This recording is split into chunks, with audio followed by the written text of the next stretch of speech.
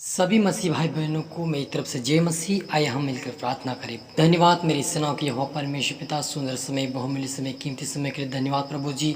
आज के दिन के लिए धन्यवाद पिता, के दिन भर संभाला प्रभु और आगे संभाल मेरे पिता। प्रभु जी समय पवित्र आत्मा मेरी सहायता मदद करके वचनों के द्वारा, प्रार्थना के द्वारा मुझसे बातचीत कर। पवित्र आत्मा आप मेरे मुख से होकर बोलिए और प्रभु जितने भी सुनने वाले हैं पिता, देखने वाले उनको पिता ये वचन सुनकर उनके जीवन में भी पिता आपकी आशीष आए मेरे खुदावन, और बरकत लेके जाए और आपके पिता परमेश्वर शांति में सहभागी हो मेरे खुदावन। आप बड़े में घट मेरे प्रभु जी, सारी बातों को धन्यवाद। अपना सुपना सब पुत्र हाथ में से प्रार्थना दुआ यीशु तेरे मीठे मधुर नाम से मांगते हैं, आमीन आमीन। तो मेरे मसीह भाई बहनों, मैं आशा करता हूँ आप खुश होंगे। और आज हम पढ़ेंगे दूसरा कुरिन्थियुस का 1 अध्याय उसका 6 पद से पढ़ेंगे। यदि हम कलेश पाते हैं तो यह हमारी शांति और उद्धार के लिए है, और यदि शांति पाते हैं तो यह तुम्हारी शांति के लिए है, जिसके प्रभाव से तुम धीरज के साथ उन कलेशों को सह लेते हो जिन्हें हम भी सहते हैं।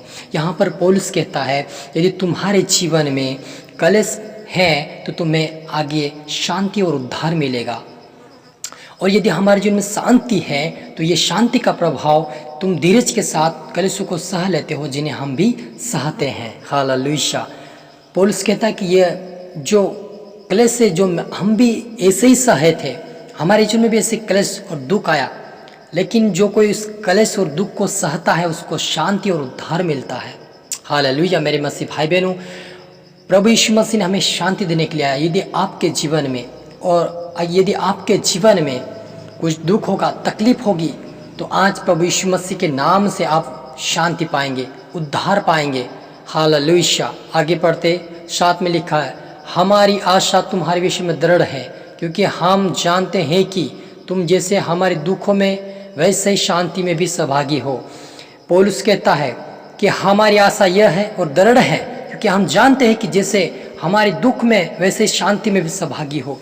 यीशु मसीह ने कहा यदि तुम दुख में सहभागी हो तो मेरे शांति में भी सहभागी हो। यीशु शांति का राजकुमार है।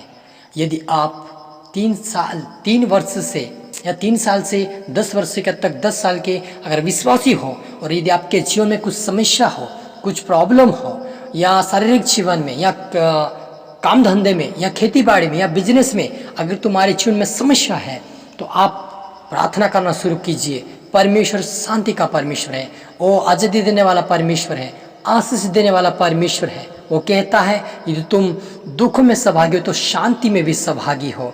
जब हम आयुब के जीवन से देखते हैं तो आयुब भी एक दुख भोगी व्यक्ति था, वो भी दुख भोगी, सुख रोगी, परमेश्वर का भक्त था, और उसके जीवन में इतनी समस्या है कि पहली परीक्षा उसके जीवन में यह हुई कि उसके धन दौलत जितने भी ऊँट वगैरह बकरे जो भी थे सारे जीव जंतु मर गए, परिवार मर गया। दूसरी परीक्षा उसके जीवन में यह आई कि उसके जीवन में भारी विपत्ति, फुड़ फुंसी, शीश लगाकर पैरों की बड़ी तक आ गया, और वो सहते सहते खुद को धिक्कारने लगा कि मेरे जन्मदिन धिक्कारने लगा, वो अपने आप को धिक्कारने लगा, अपने आप को कोसने लगा। उसके जो दोस्त थे वो भी उसको कोसने लगे, तूने कुछ न कुछ तो गलती किया होगा। लेकिन यहोवा उसके बारे में कहता है कि क्या तूने मेरे आयुब के ऊपर ध्यान दिया क्या?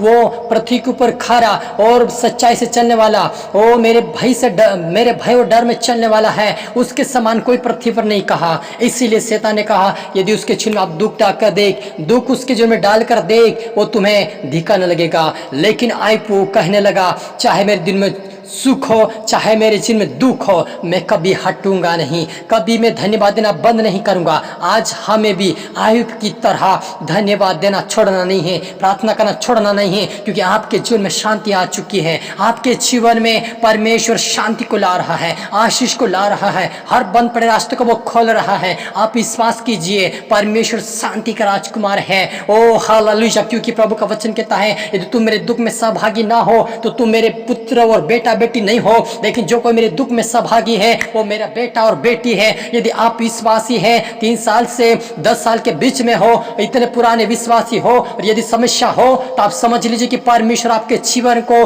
आपसे अधिक प्यार करता है, आपको बहुत प्यार करता है। वो सच्चा परमेश्वर जिसको चाहता है उसे वो कोड़े भी मारता है, जिसको चाहता है वो अपने शत्रु से मेल भी कराता है। इसलिए आप चिंता ना कीजिए, आज का दिन तुम्हारे लिए छुटकारे का है, आज का दिन तुम्हारे लिए आशीष का दिन है। मैं तुम्हारे लिए प्रार्थना करता हूं, आंखें बंद कीजिए।